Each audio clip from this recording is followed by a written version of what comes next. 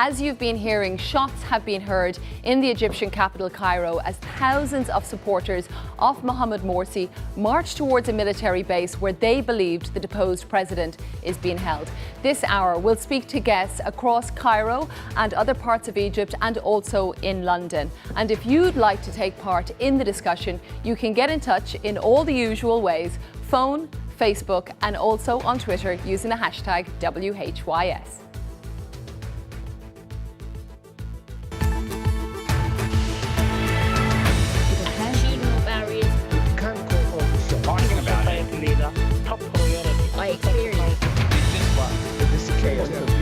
People are going to want to know. Let's just say something.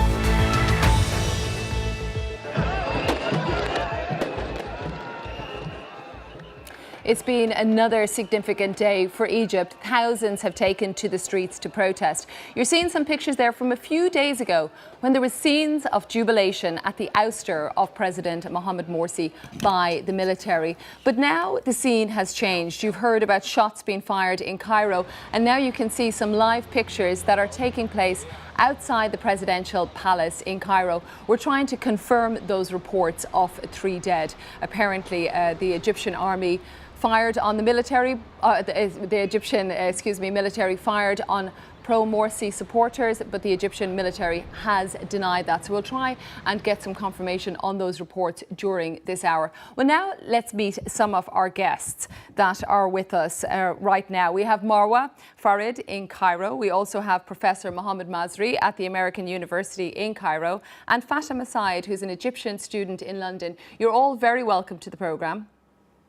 And Marwa, let me start with you. We've been hearing these reports of violence in the city, Cairo.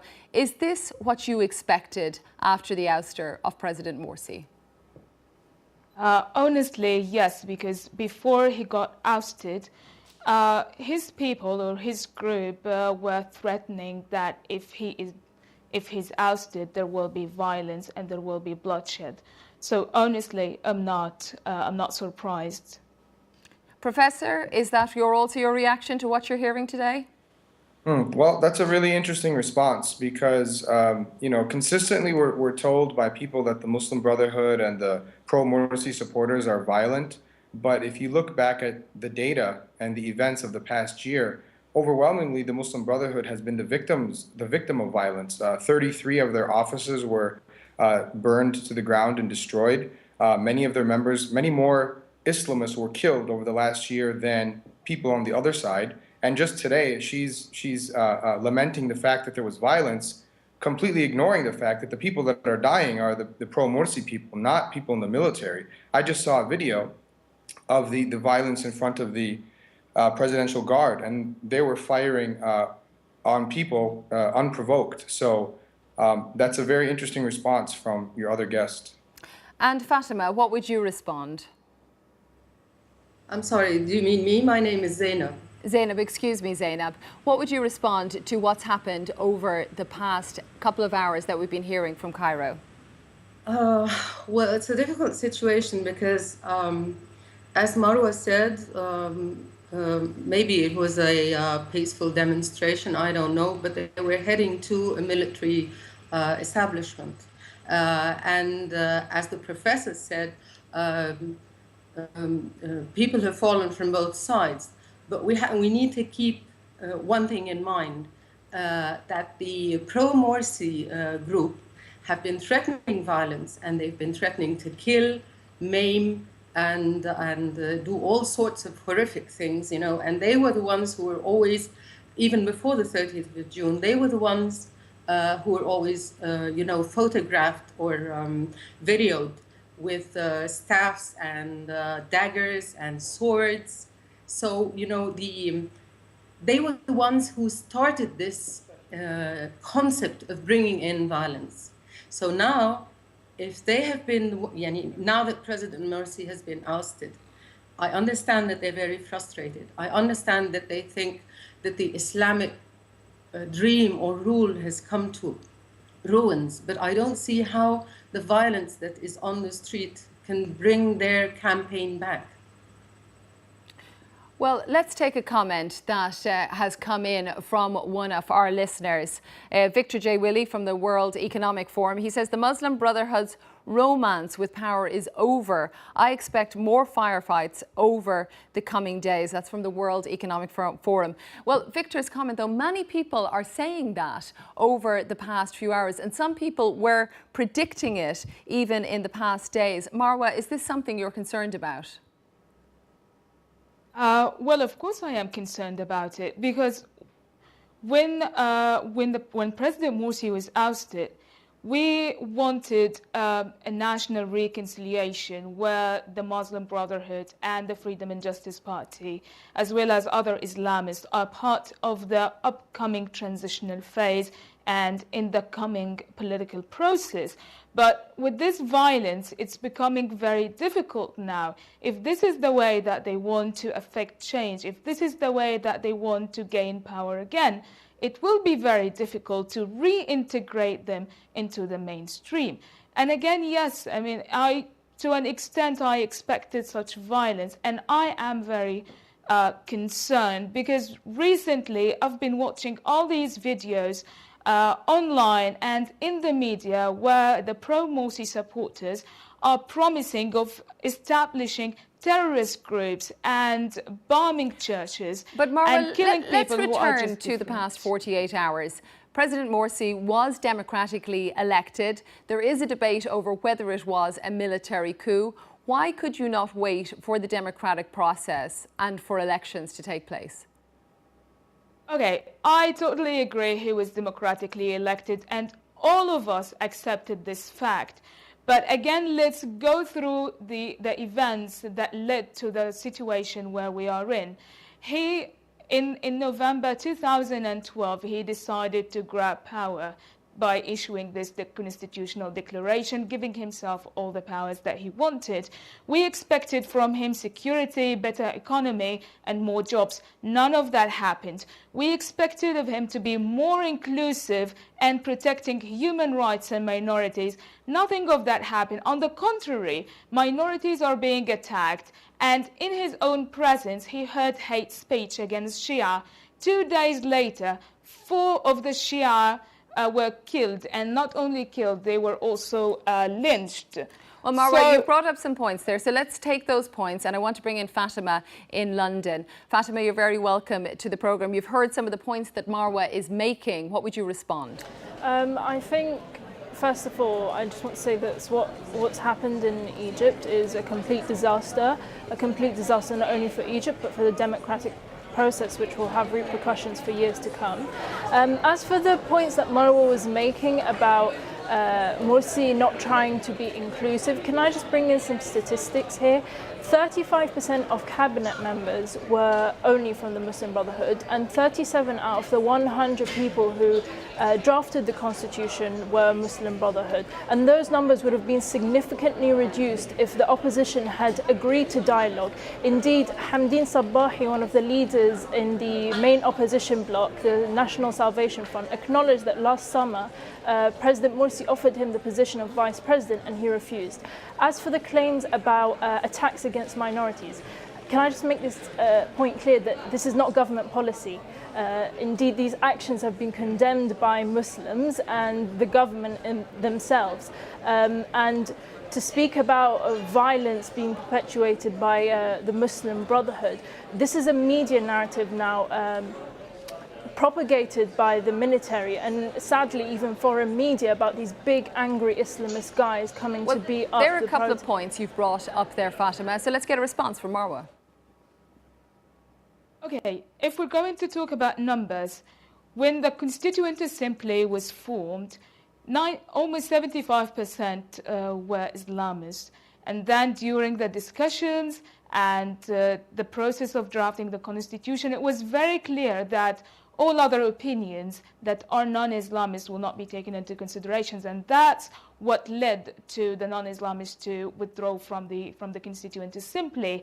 But that's not the only issue. If we're going back again to Morsi and that he is democratically elected, let's always remember that there is 51 million registered voters out of which 5 million only voted for him in the first round, which is the Muslim Brotherhood base, sorry. And then in the second round, so plus the 5 million, there were another 7 million who are non-Muslim Brotherhood. But when we talk and about... now, if you look at the streets, you will find huge, more well, than I think the that's a 12 million really who good voted for point you're Morsi bringing up, that Marwa, wanted him which out.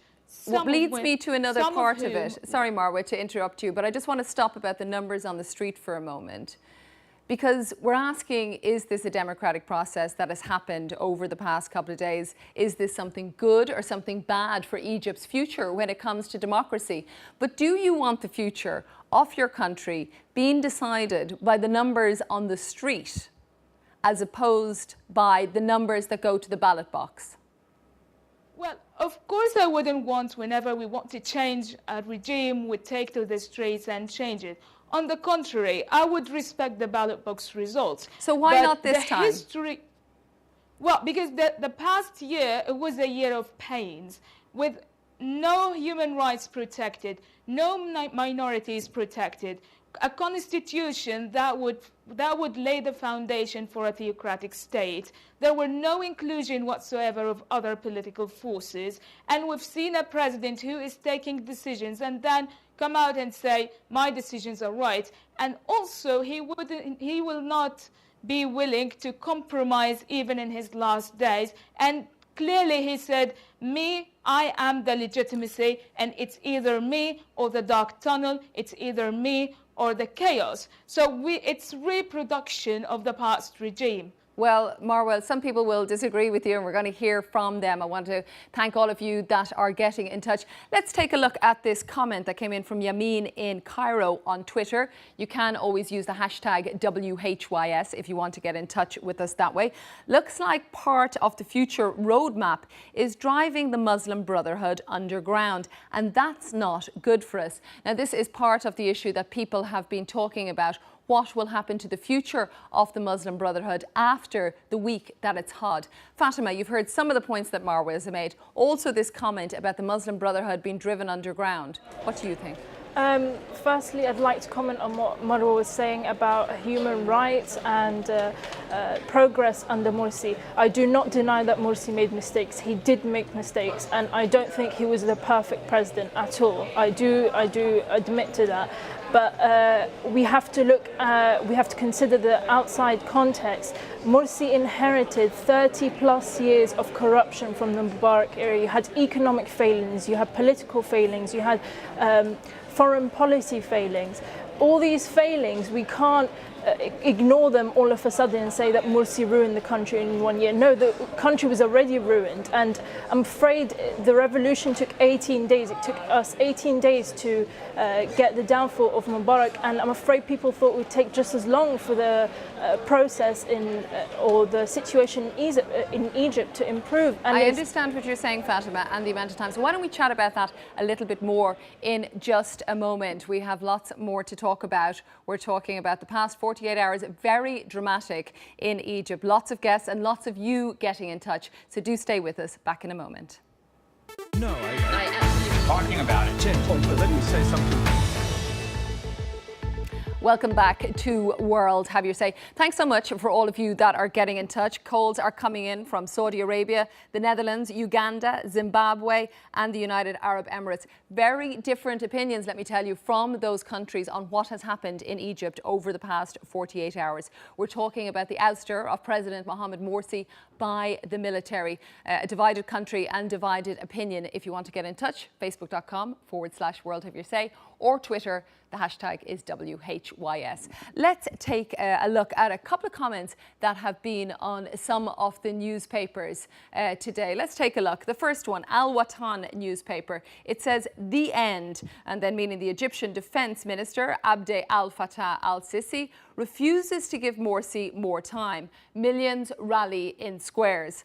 Also, the Freedom and Justice newspaper, translated by BBC Monitoring, says, with pictures of pro-Morsi demonstrators, the headline reads, legitimacy answers back. So which is it? I want to speak to you, Professor. You've heard both of Marwa and Fatima chatting before the break, but you're in the American University in Cairo. What about those headlines? Well, can I just say a couple of things first Absolutely. About some of the things that have been mentioned? In terms of violence, I think I think her name is Marwa, the name of your other guest. She That's seems to Fatima. be almost divorced from reality here. I study media discourse, and I did my thesis on the Israel-Palestine conflict. And what we see in Western coverage of the Israel-Palestine conflict is that the Palestinians are violent and they are aggressors and they're terrorists. Yet, when you look at the numbers on the ground, and when you talk to experts, I have to it hop all in there, shows Professor, because a lot of people will overwhelmingly take that issue. the Palestinians are the victims of Professor, violence, Professor, and that the Israeli Professor, side is the I'm aggressor. sorry to interrupt This is you, but I similar, do and I'm need not to say that comparing people will take issue with the way that you're characterizing Palestinians. I would like you to answer the question on whether you think this was a legitimate move by the military. Professor, I'm not sure whether you can hear me. We'll pick up with the professor in just a moment. I think we have a little technical issue there. But Fatima, what about these issues? Whether it was a legitimate move by the military? Many people are asking that question. I think you bring up a really important point, and I'd like to make two specific points about that. First of all, when we speak about legitimate and a legitimate coup, you have the one group that should have absolutely no involvement in politics whatsoever, dictating the rule or politics in Egypt now. So a coup can't be legitimate because you have the group that shouldn't be in politics participating within it and even dictating it. Let's take that point though. Can I just, sure. if that's okay, as for the point about legitimacy and the will of the people, I think when we speak about the will of the people, I think that's quite a problematic term. What exactly do we mean by the will of the people? What we're seeing now is the media saying that those who went out and voted for Morsi have come out and they've demanded that he leave, but also many demanded that he stay. So when we talk about the will of the people, the only way that we can actually assess or indeed quantify that is through a legitimate and political process, and that's through the ballot box. So if we want to talk about the will of the people, we have to take that to the ballot box. Otherwise, that sets a dangerous precedent if all we're doing is just every time we have a problem going out on the streets and protesting. It's going to make many people disillusioned with politics in Egypt. Zainab Mubarak, a writer and translator in Giza outside Cairo, is back with us. Zainab, if you're able to hear me, are you able to respond to Fatima? Million people signed those papers of tamarrud, which means rebel, 22 million in 2 months. That was all over the country.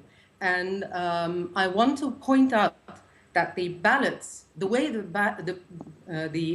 Muslim Brotherhood or their political party deal with the ballots is that they go out to the villages, to very poor people, and they before the election time, they distribute oil, they distribute sugar, and they take their names and their their ID numbers, and they encourage them to come and vote for the Muslim Brotherhood. Zainab, you've just said one sentence, but I do see Fatima shaking her head. Let's get a response from Fatima and get a conversation going. I can't believe what I'm hearing. This is the same narrative that was said, by the opposition. This idea that the Muslim Brotherhood is getting people to vote for them because they're uneducated, they're stupid, they're sheep, and they're bribing them with sugar and oil. I think that's quite offensive, actually, to think that these people can't make their minds up. Again, the Brotherhood has been around for 80 plus years in Egypt. And the kind of work that Zainab was describing, handing out donations to villages, that has been going on for more than before the revolution. That's been going on for 80 years, and they weren't getting power by doing this, so they were being arrested and being sent to prison for doing that work. So the idea that the only people who voted for the Muslim Brotherhood are these uneducated sheep who only follow what the Brotherhood say, I think that's quite offensive, really. Thank you very much, Fatima, for your comments, and Zainab and Marwa. We're going to speak lots more to them. If you want to get in touch, indeed, you can go to facebook.com/world have your say. Our producers are busy taking your comments and filtering them on here to me, so we do love to hear from you. Well, now let's speak to some of our colleagues in the World newsroom. From BBC Arabic, we have Dina Dermadash and also Hannah Rizal. You're both very welcome to the programme. Thank you. Now, we're hearing a lot of division among our guests today, and we've definitely seen it as well with the comments that are coming in. What are you seeing, Hannan? Well, as you said, different opinions within Egypt, especially in social media. There are the main debate. It's a coup. It's not a coup. There is two popular hashtags. The first one, not a coup. I'm quoting Adham Iraqi here. He's saying what happened is not a coup. We, the people of Egypt, signed 22 million petitions and 33 million demonstrated to remove the regime. On the other hand, there is the other camp. Actually a trending hashtag as well, saying, I do not want Morsi, I will vote him out, but I will not accept the military coup in Egypt. So really different opinions, the two camps on Twitter and on social media as well. Some seeing it as a coup, some saying it's a popular coup, it's a coup with a popular intervention. Thanks very much, Hannan Rizal. Now, that is the main question that has been over the past 48 hours. Was it a coup? Is there such a thing as a good coup, or are all coups bad? Well, now let's hear from Abdel in Alexandria. He got in touch to say why he felt the ousting of President Morsi was not good news. What has happened is not something to be optimistic about. A democratically elected leader in free elections has been ousted from his position because of protests on the street. Number two, Muslim Brotherhood members and leaders have been arrested with no warrants. Number three, religious channels and the channels that are loyal to the Muslim Brotherhood have been shut down. Number four, the army has once again intervened in the course of democracy. Number five, the presidency has been given back to the judiciary, which we all know is incredibly corrupt. So what about those points, Marwa, that Abdel is bringing up there, that he feels this is not good news, that it's going to lead to a more unstable country? Okay, so I would respond to the points that he raised. It's a coup, it is not a coup. It has been a grassroots movement turned into a popular uprising, and we ask the military to protect us. The military should not intervene in politics. Totally agree. Now we have a civilian interim president. Now we have an advisors who actually know what they are doing, and they are civilians, and a government that would be a civilian. Number three, it's ousting presidents through taking to the streets. I agree again. But look at what happened last year. Look at all the violations. Look at all the failures. And now we are, I guess, on the right track towards establishing democracy. And hopefully there will be elections soon. So these points, I guess they are not valid. You don't agree with them. I want to thank you, Marwa. Sorry for interrupting you. I also want to thank you, Zainab, and to Fatima, and for all of you that are getting in touch. Somalia, UK, Canada, Iraq, Mauritania and Mali, just some of the countries that are getting in touch on World Have Your Say.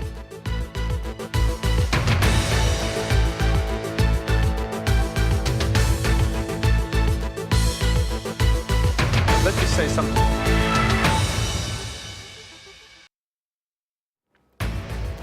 Welcome back to World Have Your Say. I'm Nuala McGovern. The situation in Egypt is evolving very quickly. Our latest headline, the Egyptian army has opened fire on supporters of deposed President Mohamed Morsi who were marching on a military base in Cairo. A number of deaths have been reported.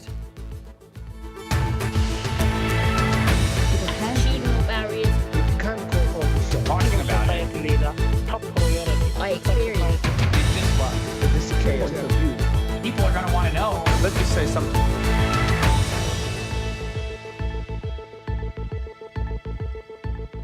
One of the most dramatic moments of the events this week was the statement of Abdel Fattah Khalil al-Sisi, the head of the Egyptian armed forces, announcing the ousting of President Morsi. Here's a clip of his speech. Those who attended have agreed a roadmap that include initial steps that would help achieve the building of a strong and consolidated Egyptian society, that nobody is excluded or rejected, or its political forces, and to put an end to polarization and division. So that is the general speaking there. Let's meet Marwa, Marwa and also Professor Mohammed Masri and Zainab. We're going to speak to them in just a moment. But first, let's speak to our reporters in the World's newsroom. We met them a little bit earlier in the programme, if you're with us. Dina Darmash and Hanan Razel, both from BBC Arabic. Dina, what are you finding right now? Well, what we get so far basically from our audience, from comments that we receive on our live page, is that there's a heated debate between a big section of the audience on what should we call what the army has been doing over the past few days, whether it's a coup or not. Also, there's a heated debate on what should be the army's duty during the next few days, because there has been reports, like we just heard, that the army have been firing at some of the protesters from the pro-Morsi camp. And from our audience, we get a lot of comments on whether it is the army's duty to be protecting protesters from both camps, not only those who are against President Morsi. So there's been a lot over the social media and from our audience over the past few days regarding what should be the army role during this really critical period of Egypt's future. Well, let's put some of those areas of discussion that you have talked about, Dina, to our guests. I mentioned there's Marwa, Professor Masri and also Zainab that are joining us today on World Have You Say. That particular issue, Professor, of what the role the military should have in Egypt today. Yeah, well, I think they shouldn't be involved in politics. Clearly, there's a bitterness after last year's declaration by President Morsi that essentially removed the military from politics. If you look at what the military did last June, I think that gives you a good sense of what they're going to try to do in the coming months. Last June, they issued a declaration that gave them oversight on every single article in the Constitution and made the president, the new would-be president, a puppet. So I think that's where we're heading. We're not moving toward any real democracy, I don't believe. We've had three major votes, one for a parliament, one for a constitution, and one for a president, and all of them have proven to be empty. Professor, just even with those points so far, let me pop in, and I hate to cut you off, but Zainab, you just had finished your first sentence, and her head was nodding. So Zainab, why is that? Because it's speculation. The ousted president gave us firm confirms and promises to do things that he failed to do through the year. Let's not talk about where he came from or who loved him or who didn't want him. There's a whole 1 year of failure and failed promises. But now the army came in when the people, again, I must say, when 22 million people signed those Tamarrud papers, and other millions, some say as much as 17 million, came out on the streets.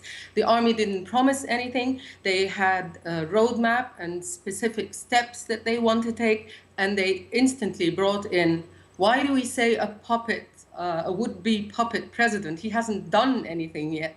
And there's speculation that they're going to take this over and do that. This is all speculation, and I'm sorry, Professor, I'm an AUCian like you, but I'm very disappointed that you have all this speculation into the future and we haven't seen anything bad yet. Let's get a response, Zainab, Professor.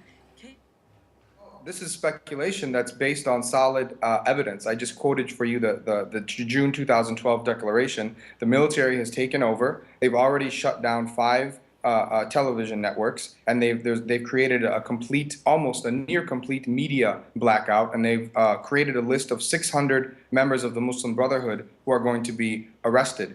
This is not a democratic military, and the evidence is overwhelming that even people on the liberal side are not democratic, and I've been writing about this for months. If the rule that a president who makes mistakes should be removed from power, then in a year, the new president, whoever it is, the permanent president, will end up being removed with popular protest. And lastly, scientists have been writing about the numbers of protesters. There weren't 32 million people. There weren't 20 million people. The maximum number of people that could be fit into Tahrir Square, if you squeeze them all together, based on the square footage, is 325,000 people. These numbers are unfortunately reported uncritically. All of the numbers that we have suggest that actually Morsi has about half of the population on his side. The Pew poll from May. Let me hop in there, Professor, because you've brought up a number of points, people? and I know Zainab really wants to reply. I was in Tahrir Square, but I'm not only speaking of Tahrir Square, Professor.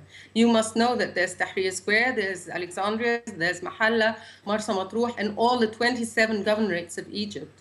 Well, about 15 of them have gone out into demonstrations against Morsi. It's impossible. Physically and statistically, that they would reach the numbers that you are quoting uncritically. You can read the science on this if you'd like. The reality is that the Pew poll that was done about 6 weeks ago, the Pew Research Center, showed that Morsi had a 53% approval rating, which is higher than Obama.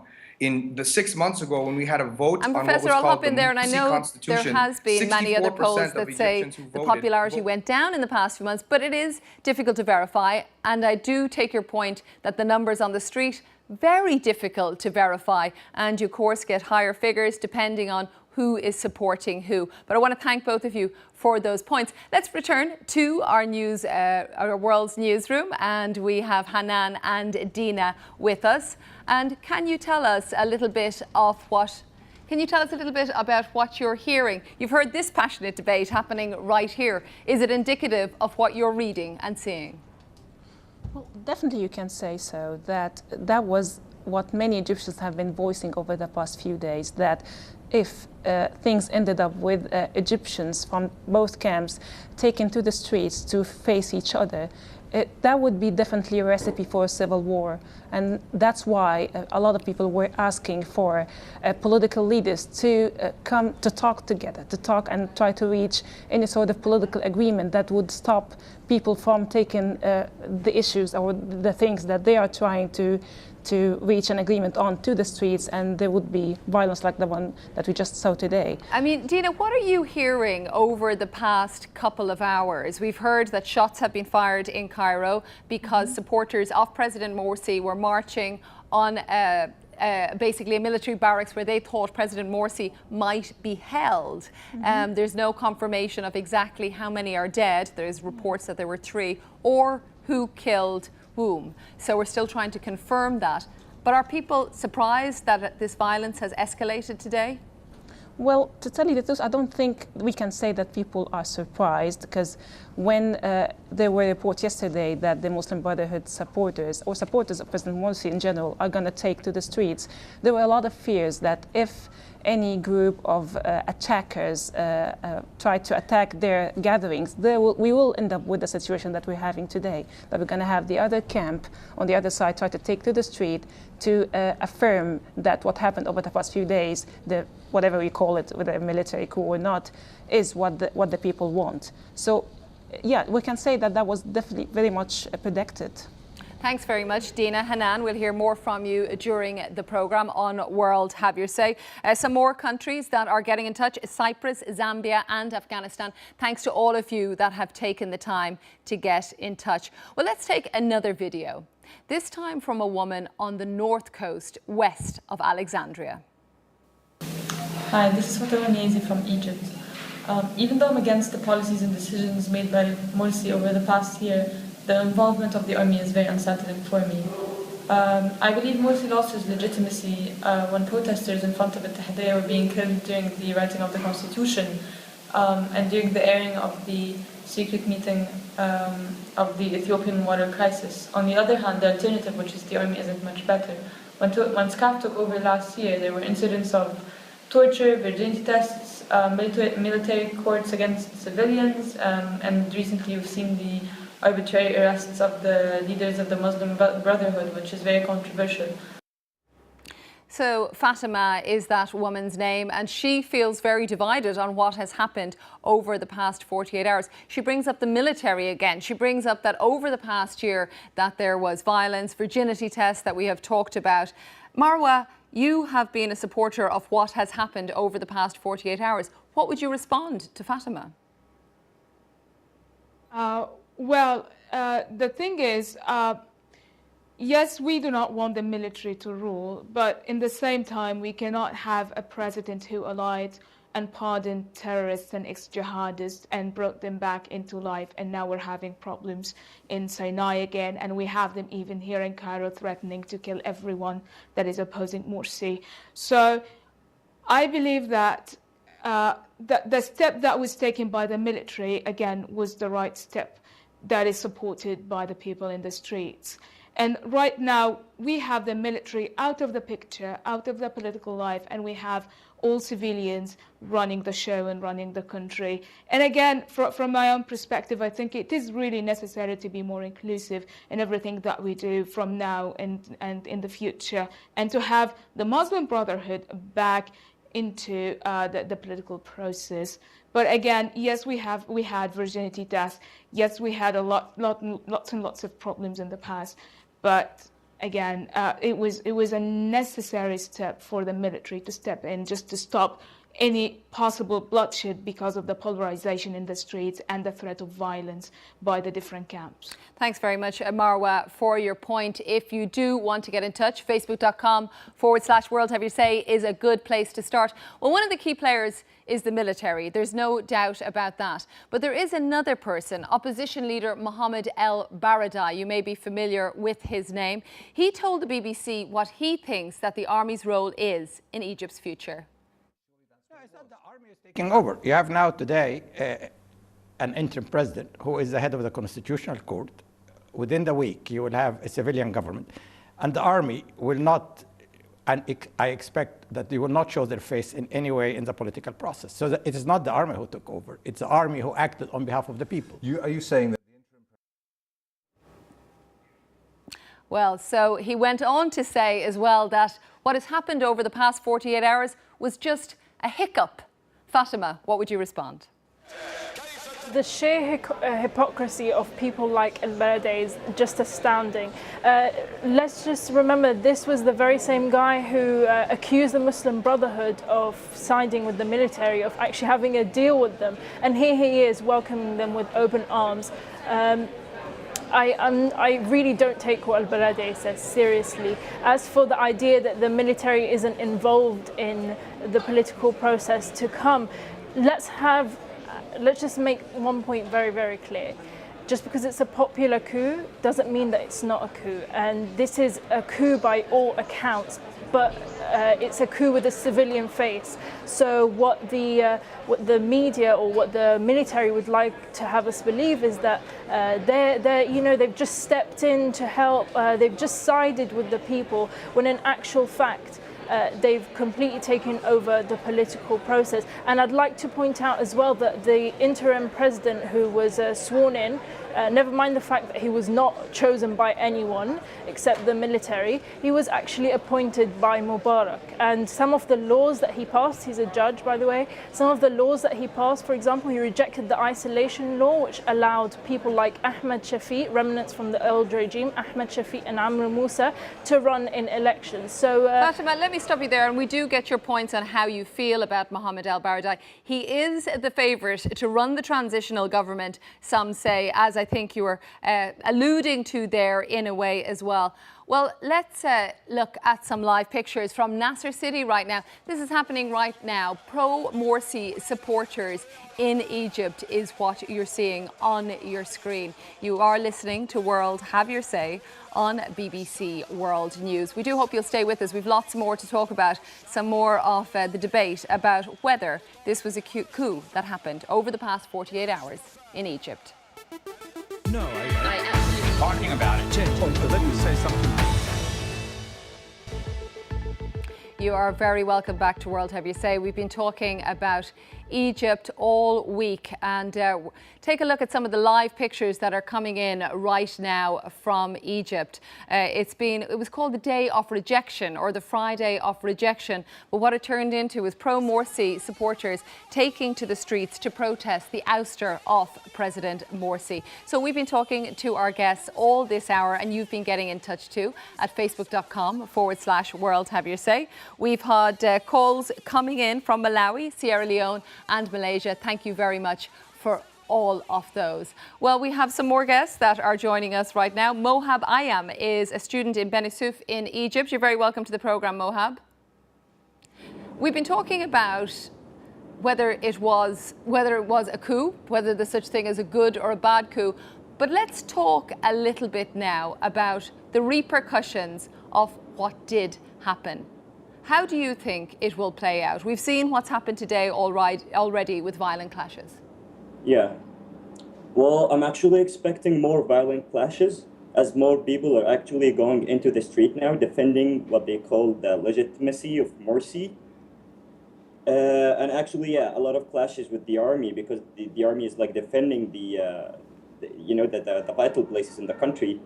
And people are actually going into there to protest in front of the army, and they want to get into there. Like here in Beni Suef, they actually, the Muslim Brotherhood and the Islamists, they had this protest, and they actually went into the building of the government of Beni Suef, and they took it over, and they are hanging like Morsi pictures all over the place.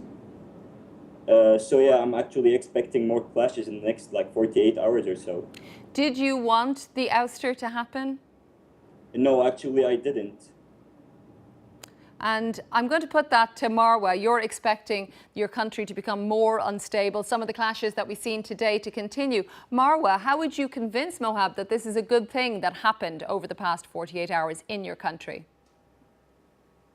Well, I mean, again, I cannot anticipate or forecast what would happen in the coming few hours. But if the clashes continue, if the violence escalates, then it's not a good thing.